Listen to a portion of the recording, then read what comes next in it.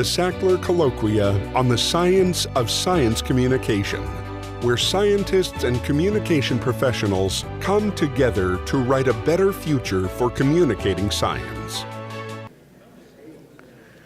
So good afternoon, everyone. It's been a very, very full 3 days. And it seems as if it's been extremely productive, or at least people's comments reflect the belief that it's been extremely productive. And now, as we say, the rubber will hit the road. We're going to hear the results of today's hard work in the workshops. We're aware that not every good idea is going to be able to be presented to the whole group, but please don't lose them. Everything has been recorded in one form or another, and we'll try to capture everything. We'll also, as a part of the process, try to distill core messages, core lessons, core action steps that ought to be followed by each of the core elements of the groups represented here: the communication science community, the communication practitioner community, the scientific community, and hopefully we'll be able to move forward with some concrete ideas about how we can take advantage of everything that's been learned and everything that's been discussed. Now, what we're going to do now is each group gets a total of 12 minutes, and please remember the formidable clock and Barbara Klein-Pope, the two scariest aspects of this meeting, who will, you're welcome, Barbara. She's the best time, actually she's the most organized person I've ever met. Each group gets 12 minutes, not 13. To present the so-called winning ideas, the challenge that they chose, and the strategies for addressing them. We've messed with the order just a little bit, so let me alarm the evolution group by telling them they're going first. Sadly, we won't have any time for audience questions, but I'm sure when we're all done, you'll be able to corner the various speakers and talk to them. So we'll do the group sequentially, beginning with evolution, followed by climate change, followed by obesity, nutrition. I have to point out that I did notice that after the obesity and nutrition group misbehaved a little bit with a sign about the food not being quite consistent with their mission, that there was a lot of fruit this afternoon. So well done, obesity nutrition group. Okay, and then finally the nanotechnology group. So with that, I would like to invite the speakers and the facilitator from the evolution group to take chairs, and we'll do it. We're ready. Let's hear what you did. So our group was focusing on the challenges of evolution. This is something that has great social controversy involved, also great scientific import, and long-standing difficulty at getting things across, making any tick movement in public views or even educational views with regard to this. There's something happening right now, though, with regard to education reform that we took as an opportunity that ought not to be squandered. The series of documents, starting with Vision and Change, which is trying to implement really reform-oriented pedagogy at the undergraduate level in the life sciences, has evolution front and center as one of its big ideas.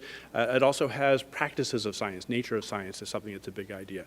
That is echoed in a number of other documents, the AP biology standards, the next generation science standards. Both of those as well have evolution really listed as a big idea, and simultaneously saying we ought to talk about science practices and remove some content so that we can show how science works. Okay. Now that's a particular challenge with evolution, and the reason we're taking this up as a challenge is because we think unless something is done, this is likely to be a challenge or an opportunity that's lost, right? It'll be another white paper that goes on with good ideas where nothing happens. The ideas behind this reflect a scientific consensus, namely that professional societies that were brought together over really a year and a half, 2 years, to produce this document has produced a consensus that says, okay, there are other things too, but here are specific things, with evolution being notable there, that ought to be taught. So it actually provides a consensus document that's really unprecedented in some kind of ways. And because it's combined with others that have been done, we see this as an opportunity that we should take advantage of. So what do we want to do? First thing is put our money into making sure that these things actually get adopted. Vision and change at the undergraduate level, next generation science standards, K-12, and so on. Part of this involves sort of seeing that these things are implemented by school boards. Actually, that's done pretty well at the state level so far, but it's not yet so great at undergraduate level. So we're a little behind in implementing this. A lot of departments don't even know about vision and change yet. So part of it is put some money into communicating to the relevant decision makers that this is important, that there's a scientific consensus that says this ought to be implemented, and we want to make sure that evolution gets its say and nature of science gets its say there. Second thing is, once it's implemented, how do you make sure that it doesn't just get implemented in name only? And the thing that's happened, of course, in the past is you get white papers that get supported but don't get supported with regard to the rubber that's needed for it to meet the road. And so most of our money we want to put into developing materials and professional development, specifically so that people know how to do this. It's one thing to say you ought to have evolution as a big idea, you ought to have it exemplified as an example of the nature of science, and to have students practice science so that they sort of see how it is that scientists do this as opposed to being told. They actually get to participate. That's what inquiry-based education is all about. That's particularly hard to do with evolution, and unless you put the resources into providing materials, which in this case requires making materials, and then providing the training for people to implement it. And it's not just K-12 teachers, it's also graduate students, it's also undergraduates and so on. It's not going to happen. So most of our money says we need to actually provide the ability for people to create those materials. That's to say how you can have evolution put forward as a big idea, not just conceptually, but practically speaking, right? Model exercises, new textbooks, videos, all the sorts of things that we were talking about, but provided and then tested and then given people the trainings so that they're able to do it. It's not enough to just give it to them. We're going to actually need to have things where you've got face-to-face, train the trainers workshops and so on. Because the transformation that's being promoted now is actually pretty transformative. It's to say we need to change the way in which we teach this so that students are experiencing the nature of science, not just being told about it. With evolution, because of what we've heard about as the general challenges, that's even harder. But we want to put the money into making sure that that actually happens, to take advantage of this opportunity and to put the money in to say, let's make that consensus happen. A number of communication gaps need to be filled. How do you do this in a way that will reach those audiences? How do you reach the parents? How do you reach the teachers? How do you reach the school board members? All of those things will require some new metrics, some new ways of measuring things that perhaps we don't have now, and then applied to the evaluation of this.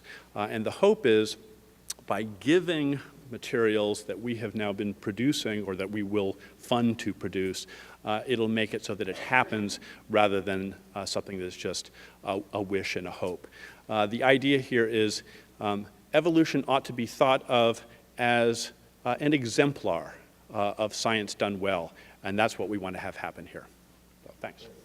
Hi, I'm Ann Reed, and I'm going to present the second idea that came out of the evolution group. We'll stand back here. And I think that this could be seen almost as a module of what Rob just presented. We learned from our science content expert that there are some very powerful narratives out there about evolution that are not helpful. For example, if you believe in evolution, you can't believe in God. Or evolution means that we're related to apes.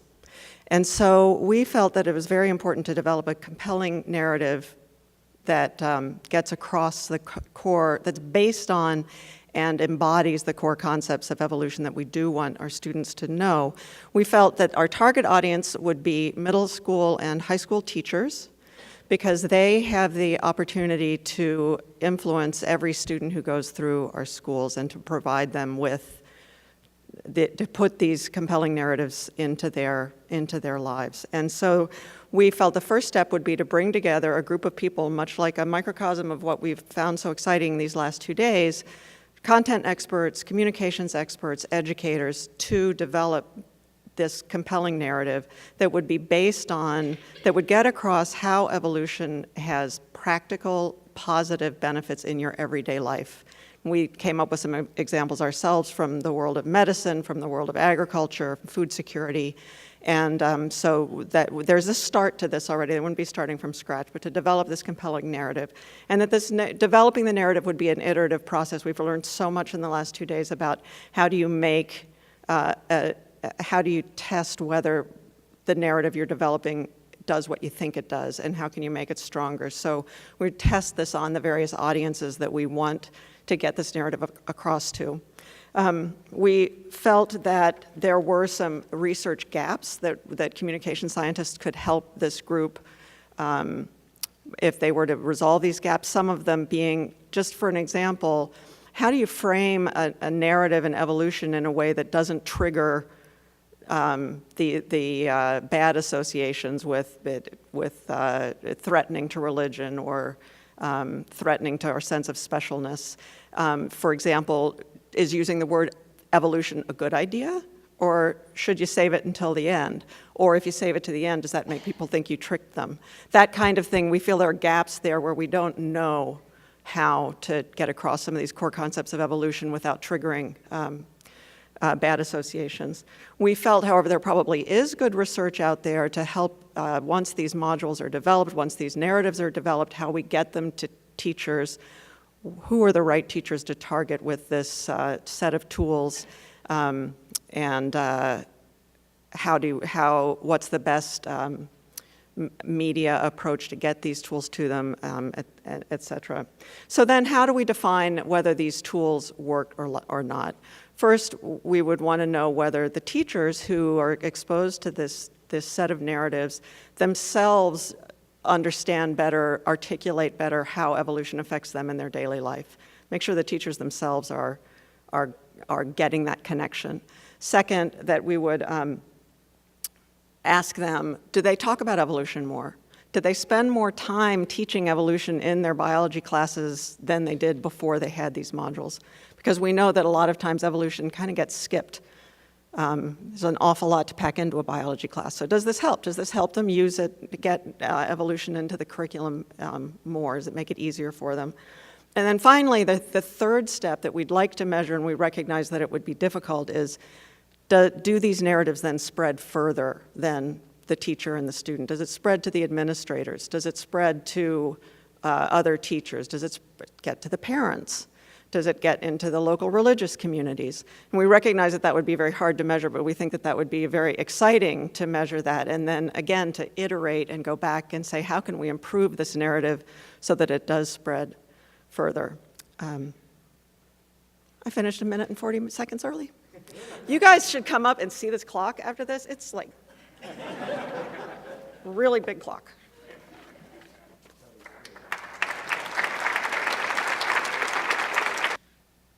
Okay, thank you.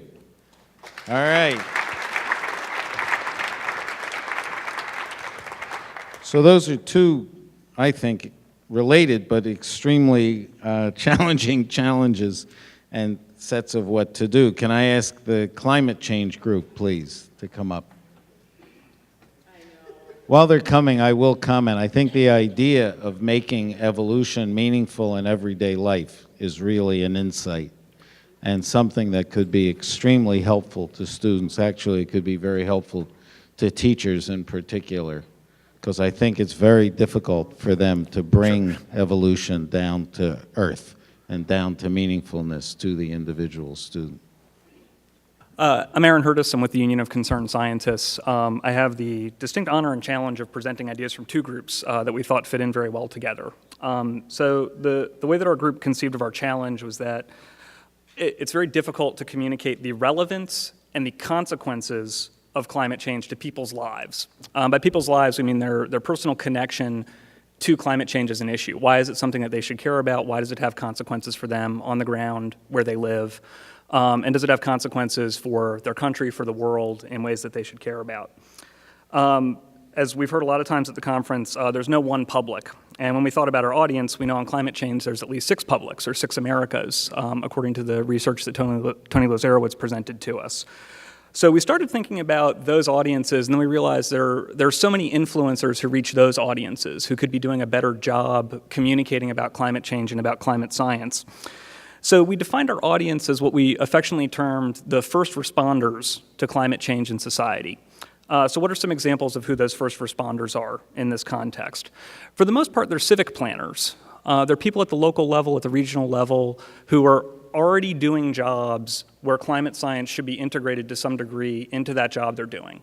So for instance, it might be a water manager out west who's already dealing with very difficult water shortage issues. You better believe they're going to care about how climate change is affecting precipitation patterns in their region as they try to deliver water for agricultural uses, for drinking purposes, et cetera. Coastal planning. Coastal planning obviously has major implications with climate science. Coastal planners should feel confident in their ability to discuss climate change and climate science.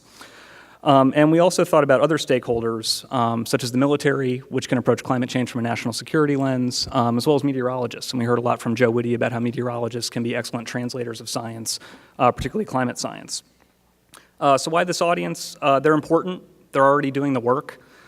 Arguably, this is a very consequential place where climate science is interfacing with society. Secondly, it's a very nonpartisan audience, and that's important because the public perceptions and public debates around climate change have become so polarized, especially over the last several years. So if more of these stakeholders were out there accurately reflecting messages from climate science that could help break the spiral of silence that Dietram talked about that's built up in so many places and in so many ways on climate science and climate change.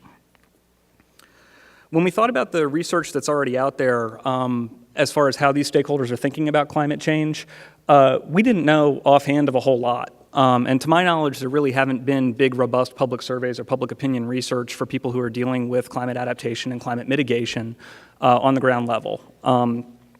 There are some examples. For instance, we thought about some research Sirius has done into how insurance companies are integrating climate science into their work. But really, we saw a lot of opportunities to build on that research so that scientists and so the stakeholders who are using the science can get a better sense of how they're processing and integrating this information into their jobs and how they're publicly communicating about that to the rest of the world. We also thought a lot about the climate assessments that have been produced at the local level and one that's upcoming at the national level through the United States Global Change Research Program. A lot of these climate assessments are stakeholder driven. There's people telling climate scientists, here's the sort of information that we need. Can you please provide it to us? We know the National Oceanic and Atmospheric Administration receives tens of thousands of requests for climate science relevant info every year. So is there some way that that data can be mined? Is there some way that public comments to these reports can be mined by climate scientists and by social scientists to help better inform how we're communicating about climate science to the public? One of the most interesting things about what the strategy could produce would be thinking about the message, the explicit and implicit message the public would hear. If more of these stakeholders were accurately reflecting climate science to the public, what the public would hear is that we are already dealing with climate change.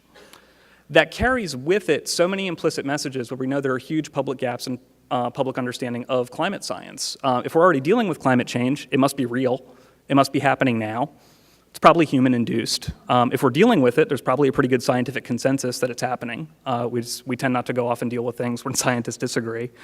And importantly, it shows people that there's a way forward, and that's really important for the alarm set in the 6 Americas, and that includes a lot of folks that we all interact with if we publicly communicate about climate change very often. There's a huge level of despondency among the people who most fervently accept that climate science is real and who are natural allies of climate science and climate scientists in society. The second group contributed so many wonderful ideas about how you could put something like this into practice. They devoted a lot of thought about how to make science communication actionable across this issue, not just for climate scientists, but for the stakeholders using climate science. So I'd love to share some of their ideas, and then the big clock says there will be time for them to add to this. So if we put this into practice, a starting point is for institutions to use their convening power to bring scientists together with the people who are going to be using their data and going to be making decisions based on climate science. And in particular at the local level, these are folks who might not necessarily get invited to a lot of conferences. They might not be folks who have a lot of national level organizations paying attention to them. It can be very valuable for them. And they often lack opportunities to talk to each other about climate change too. Scrolling. So I spared you the PowerPoint, so I'm going through my notes here. Over time, with enough of these convenings, you could start to build up a Rolodex to help scientists and the people who are using their scientific information on climate change to communicate with one another more effectively and essentially build communication networks that can become stronger over time. You would see more participation by scientists in the professional societies for civic planners and for other people who are using climate science information. We would need to see knowledge transfer from scientists who have done stakeholder-driven assessments within climate science and within other fields over to scientists who need to be brought in to help do more of these. We also heard a really great example of water managers and how they rely on decision-making science and decision-making scientists to help them do their water planning. Climate scientists would really benefit from hearing from more practitioners like that in the scientific community. Ultimately, it would be useful for everyone involved in the process to have toolkits for effectively communicating about climate science to the different audiences. And the audiences are somewhat multi-layered, right? The scientists need to be able to effectively talk to each other. They need to be able to talk to the stakeholders who are using the climate science. And then both of those groups need to be able to accurately reflect the science back to the public. And importantly for the scientists, it's going to be very helpful for them to be able to point to stakeholders who are already using their research and just to point to what's already happening in society. That's going to help them answer a lot of the public's questions that they always get about what do we do. It's a lot easier to be able to point to what's already being done than to feel like you're in this box where you have to say what we should do. And finally, this is a model, if successful, that could be exported to other fields. And I think if we look forward to what, there's one other thing that needs to occur for this to happen, and that's changing professional norms for scientists to engage in this sort of work. We've heard this a lot throughout the conference, but for me personally, I think when scientists get out of the lab, they learn so much that can become applicable back in the lab, and those incentives should definitely be there, especially for climate science, because of its high levels of societal relevancy. It's really good for scientists to be hearing from these constituents, interacting with them, and thinking about how can my research be most useful for these people who are going to be using it, and their institutions, their universities, their federal offices. It'd be great for them to encourage that sort of engagement over time and to create more space for scientists to successfully get out there, get out of the lab, talk to people, get your research out there. What would success look like? Success could be interesting if you're actually able to pull this off. Success would probably look like more voices out in the public validating and endorsing climate science. If you looked at media coverage of climate change that focused on more of these efforts, you would probably see a lot of people who aren't scientists talking about climate science. Hopefully they're talking about it accurately, but you'd have a different set of nonpartisan actors defining what climate change means for the public, and hopefully in a way that respects the science.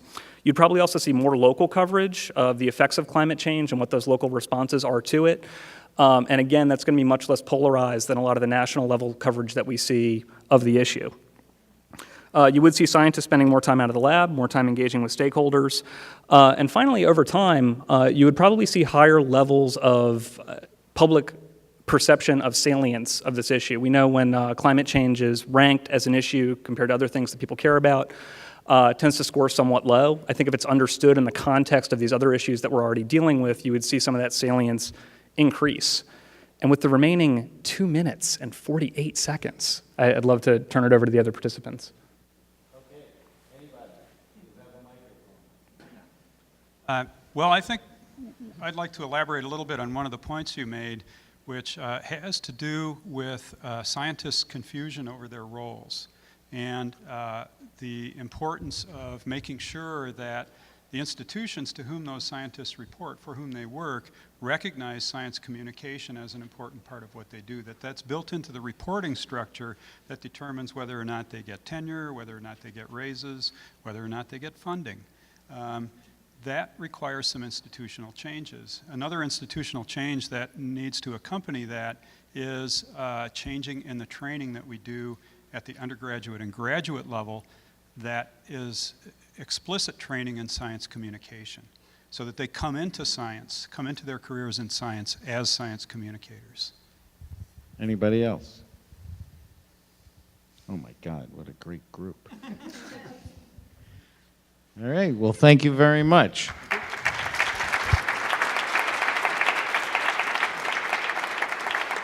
I'm trying to collect common themes, so if the obesity nutrition group would come up, please. Sure, we have represented from our 4 groups. We do? No, not quite. So, yeah, here comes some more. All right, good. We didn't organize before how we were going to sit up here, so we have a little bit of a different situation, and I ran into Alan right afterwards, and I said either we completely disobeyed the rules or we came up with a great idea, but we ended up consolidating our 4 proposals, and so that's what we're going to talk about. And we actually have a slideshow, and is there a clicker?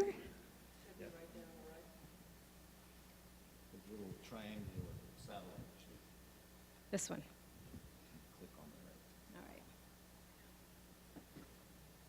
My name is Chris Wallace, and I am president of Catalysis LLC.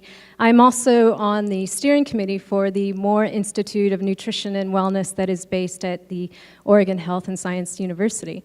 And so I'm going to present to you how we came to our process and our proposals. And before I go through these slides, I'll let you know a little bit that there's some challenges with this topic around nutrition and obesity, and I think we ran into those fairly quickly. One is simply the words in our given title, nutrition and obesity. And in fact, as we noticed as we went through, we had most of the groups took out obesity in their proposals.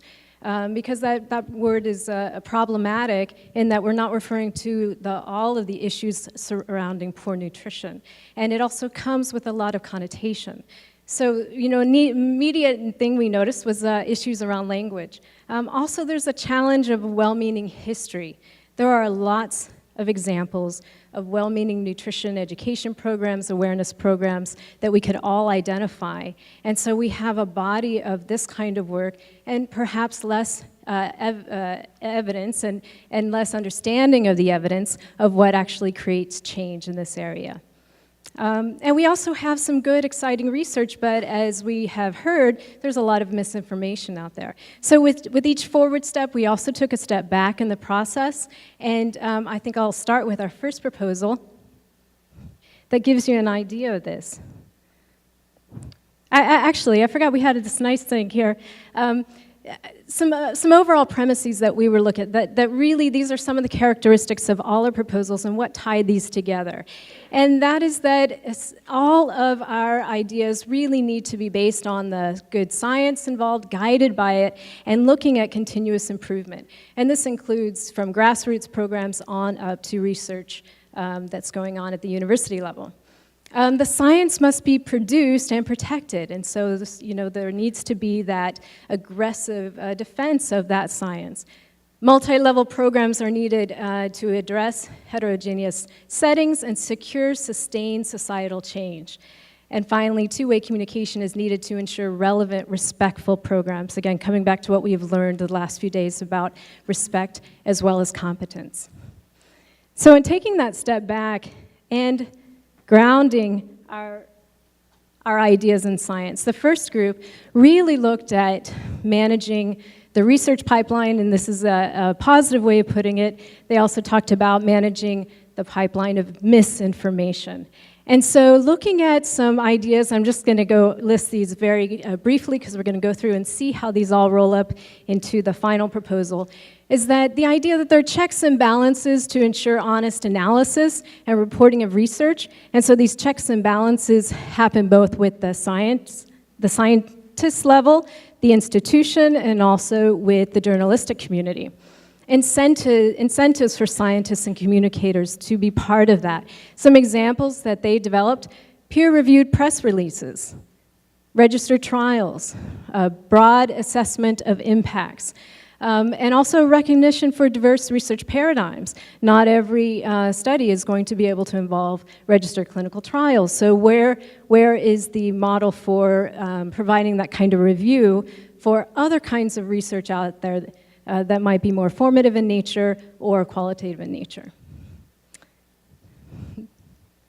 So we also then had a proposal that went to the idea of, well, if we're going to be talking about change, this change needs to be driven by the community. And so this group is really focused on creating models for community-based programs that could be replicated in other locations.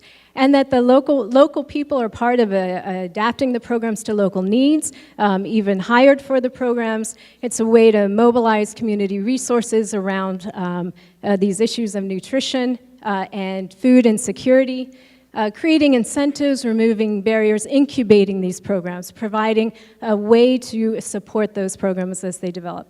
And a key component of this was not only summative research, summative evaluation, but is there a place for identifying some promising possibilities with some formative research that could still inform other models that are developing in other locations? So our third group went to something a lot more specific, and that was, so we're kind of getting deeper in here, and so this was the idea of creating an education or a campaign program that really focused on coherent positive messages around nutrition. And their focus, you can't see this up here, but actually they presented slides and pictures in our group, and they were focused around working with low-income families, primarily women. They were feeding those families. So they took a very specific audience, and they were looking at how you could adapt this to diverse settings and make sure that it's responsive to research. So we had an example in our group when they had suggested we should have a component of parenting skills, because certainly it seems like parenting skills are an important part of finding ways to give your family good nutrition, because you need to respond to the other demands in the environment, time, demands on the kids, peer pressure that the kids have to have certain things at the grocery store, all these things. So how do you develop those parenting skills? And then we had Dr. David Allison as our content expert, and he said, actually, there's some research that supports that giving parents some parenting skills education, and I hope I can articulate this correctly, it seems to be correlated to some positive health outcomes and lower rates of obesity in those children. So here we saw an example of a community model that had positive messaging that is really informed by the research. They had come up with a phrase for their research. Obviously, this would need to be tested in focus groups and all kinds of things, but it's interesting to look at because the phrase, show your love, shape their future, is an attempt to create a very positive message, an empowering message. And while there may be issues with the word shape, and there may be issues with love, and but the idea is that the message had that positive element to it, and that's what they were looking for. Not only positive, but something the parents could do to help shape the future of their children. So we had these presentations, and what we looked at was that they wrapped really into a framework that was offered by the fourth group. So here's where we put all this together. And this was the idea that we have established some regional collaborative consortia around the issue of nutrition. And these, rather than starting with a national model, perhaps starting with a regional model, and these consortia would be collaborative among community leaders, policymakers, business, universities. And the goal of these consortia would be to raise the profile of the multi-generational implications of nutrition and food scarcity. So we're going beyond obesity, and we're looking into what are the generational implications of poor nutrition or lack of access to food. So not only having an impact on the children eating today, but the children that they have and their children. So looking at some of the developmental origins of health and disease, some of those implications on fetal development, maternal health. So really trying to take this issue and say this is on par with climate change in terms of a societal issue. So this is the message of this consortia, is how do you raise the profile of this issue to get the attention not only of individuals, but policymakers, community leaders, et cetera. So some examples of how this might be carried out in terms of what could those consortia offer. They might be a clearinghouse for best practices. This could be a clearinghouse for grassroots programs that have come up that have been particularly successful, a way for them to highlight their evaluative results on their research or on their programs. Also business practices. So someone was talking about how Google did an experiment where they changed their cafeteria orientation and reduced the amount that people walked over to the dessert area and got their dessert by simple reorientation of their cafeteria. So are there good practices that we could look in the business world and provide those back to the business world so that they can be aware of what's going on? Evidence-based resources, and here we tie back into that proposal 1. Is there a direct link from these consortia to this more structured approach in managing the research pipeline? So could this consortia, these regional consortia, be a focal point for disseminating research that has been vetted and peer-reviewed, or press releases that have been peer-reviewed? Could include talking points for advocacy, for working with legislators. Again, this high-level message, so we're not getting into what people should eat, but the high-level message of raising the profile of this as a societal issue. And also a clearinghouse for effective messages that might be more geared towards communities or to individuals. And maybe a far-reaching idea might be, at some point, some kind of coalescence around the national awareness campaign that these regional consortia can work together to launch. Anything else?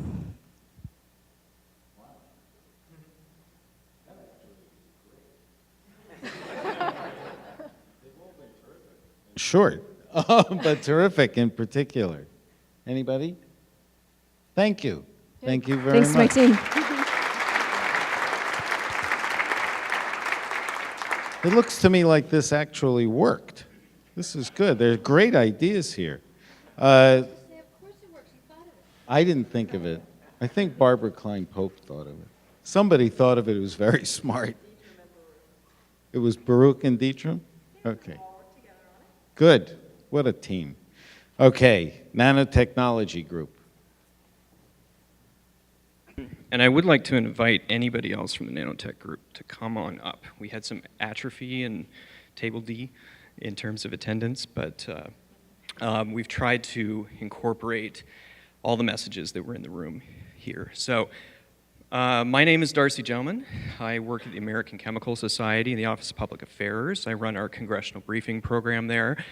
But I also volunteer for an organization called Thirst, where we aim to put on provocative, scientifically literate or other presentations. So,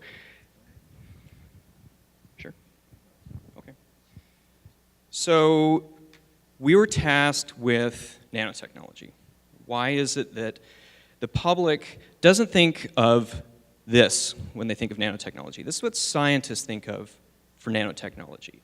They think of quantum dots that have been targeted to cells in the body that can make cancer therapies more effective, that can literally light up the natural world. No, when the public thinks of nanotechnology, they think of this. They think of frankenfoods, they think of gray goo, they think of manipulation, they think of being poisoned, they're afraid. So the challenge then is, how do we confront what the public is thinking about in terms of what they're hearing from scientists and how scientists can then better work with that public. So we propose to target scientists in a training program that will attune them to what audiences hear, what different types of audiences hear, the fact that different audiences exist and that one's message will be heard in different manners.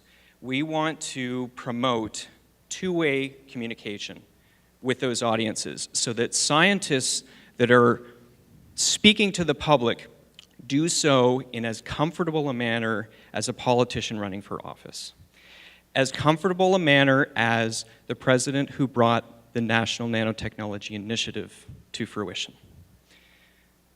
So how do we do that? Scientists are social, so let's build off that. Let's build off social. We know that scientists are social. They do work in their lab, sometimes alone, of course, for safety reasons. There were other people in the lab at the time this was taken. And they share their results, perhaps not looking at others while they're doing it because they're concentrating on the volumetric arrays. But they work in these large buildings at universities or in industry, for that matter, and there's coming and going of scientists talking to each other. And then scientists find themselves on stages such as this, talking to audiences such as this, and there's opportunity here for communication. And of course, anyone who's been to a science conference knows where that ends up.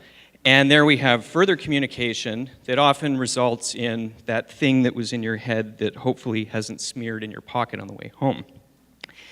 So let's take the fact that scientists are social and leverage what exists online. And so take the idea that you want to present this concept of chemistry that works very well when you're speaking with other chemists and physicists, so that when you then take chemistry to children in a school or a children's museum or a hospital, wherever it may be, that you have a sense of how to speak to that other community.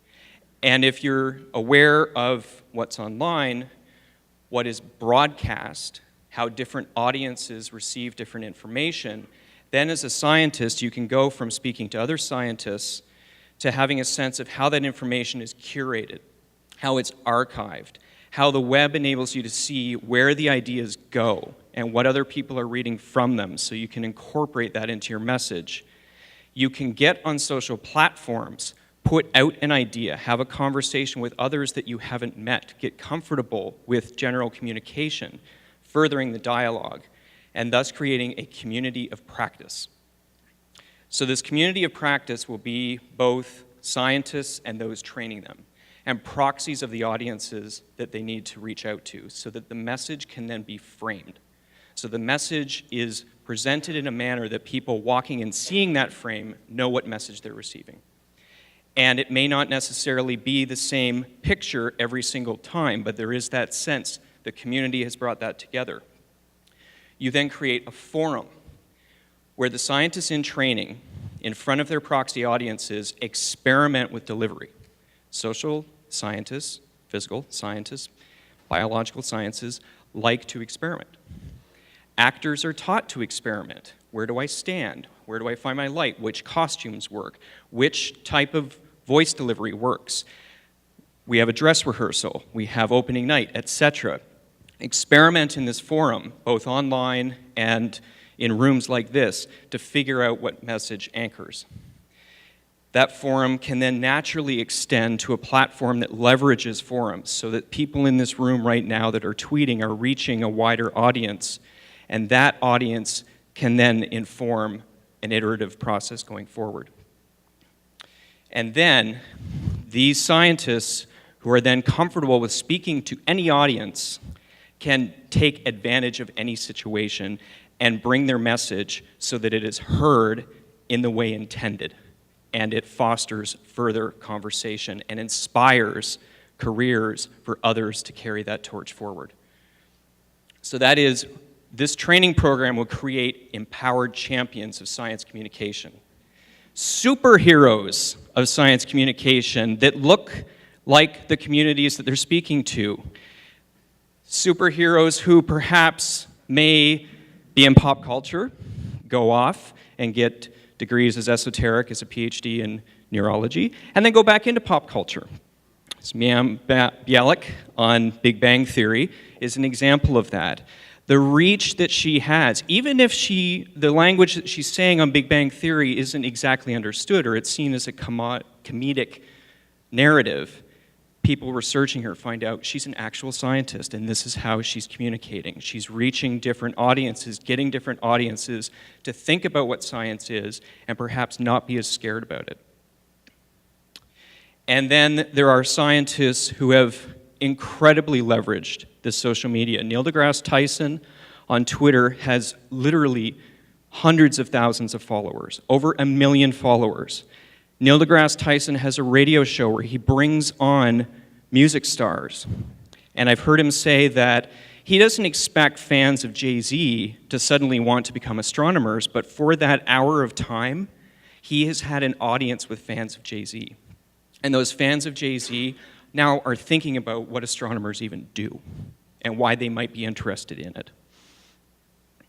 So any communication campaign, especially in something like nanotechnology, where risk is part of it, needs to be aware. And with social media and trained scientists who are used to how media talks, will do so in an aware manner. So the training isn't static, and you will perhaps recertify, but you continue forward in how to message. So perhaps that's reaching policymakers. How is it the conversations on the Hill right now today, when senators are speaking up and talking for 20 straight hours, how do you get through to that audience?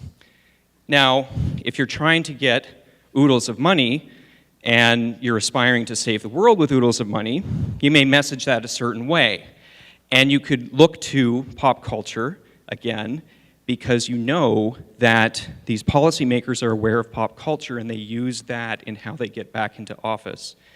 And then you can also look at how pop culture portrays those proxies that are concerned, the mothers that are worried about what their children are eating, mothers at lower levels of socioeconomic status that don't go to children's museums because they have to choose between that and school books. If you are aware of how these audiences speak among themselves, again, by leveraging social media, your message can penetrate further and go wider. So, our proposal is to create a training, campaign, community, aware messaging that is engineered for success. We do that by using what currently exists on the web. Google has the ability to track where flu is being reported. It may not be super accurate. CDC followers may find exception with this, but this exists, and the public uses it. And so leverage that technology.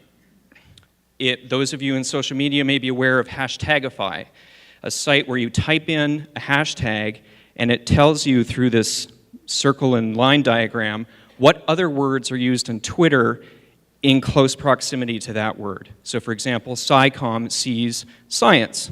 Good to know. Leverage what exists.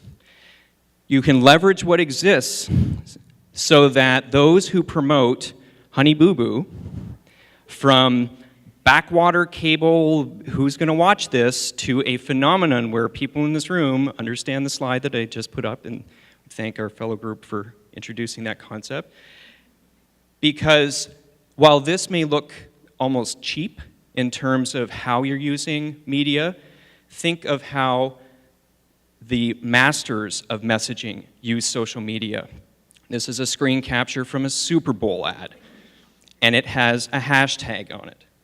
We want to engineer our messaging for success. We want to then have outside communities tell us how we're doing.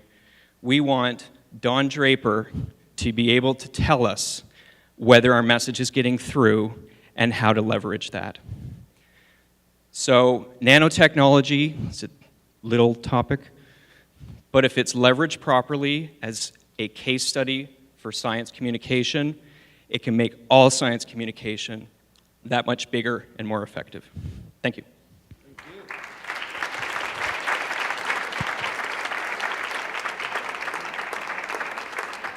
David?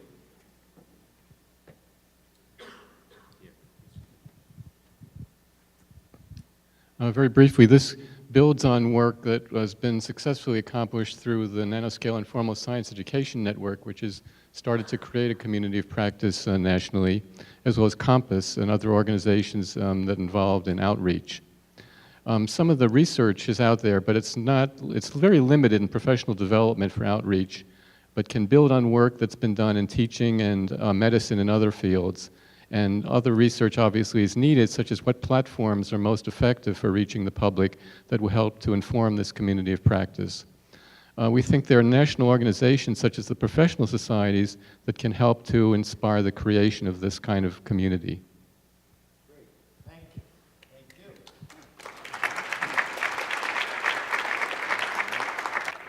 So I was asked to moderate this session in part because I'm an obsessive summer-upper. So can I just mention a couple of thoughts that came through, I think, that were particularly important. The activities and the actions, I think, were very illustrative of the kinds of things we have to face and the kinds of problems, and I won't try to reiterate those. But there were some little lines I thought were particularly important besides show your love, shape their future. I really like that. One important point is that the motivation for public engagement should be empowerment, not manipulation. I thought that was really an insightful comment that one of the groups made. I want to introduce late in the day the word glocal. It means to take a global issue and make it meaningful at the local level, but the point was made by many groups that people really only relate to, care about things that affect them personally or locally, and therefore we have to find ways to make our messages and our science personally meaningful to people and adaptable to a local setting. An interesting feature of public engagement as an enterprise that people don't often think about but was mentioned by more than one group is to give the public an opportunity to pose some of the scientific questions that they would like to have answered so that they can better understand and better make use of the science that's going to be done or the phenomenon at hand. And I think that's a concept that's extremely important.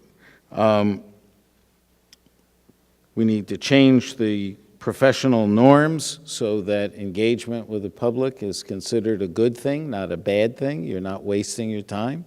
But it is an issue that has changed over time. When I was a young graduate student and interested in dealing with the public, it was viewed as a waste of my time and that I would be better off writing one more paper. Maybe I would have been.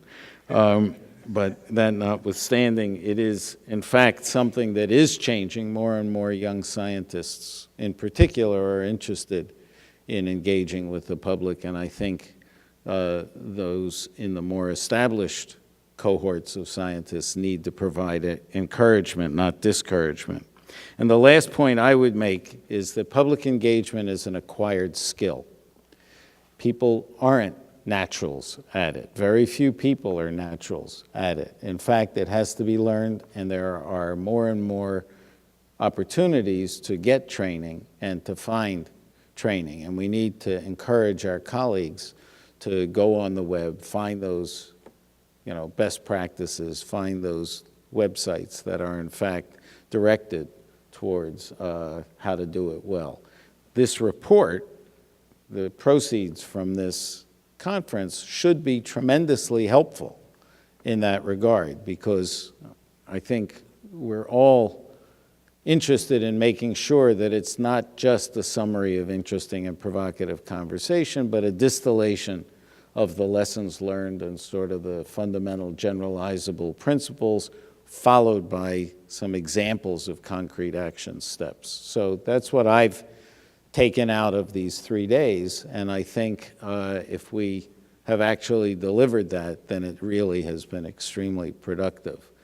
I want to make a special statement of thanks to people who took particular leadership in this effort.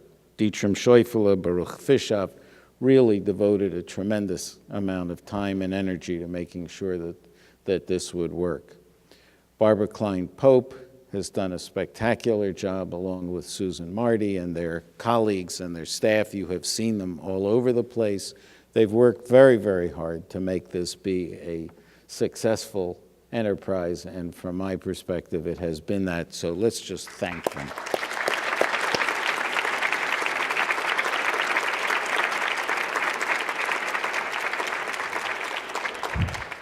And with that, and thank you to all of you for an extremely interesting, provocative, and I think productive 3 days, go forth and engage the public. Thank you.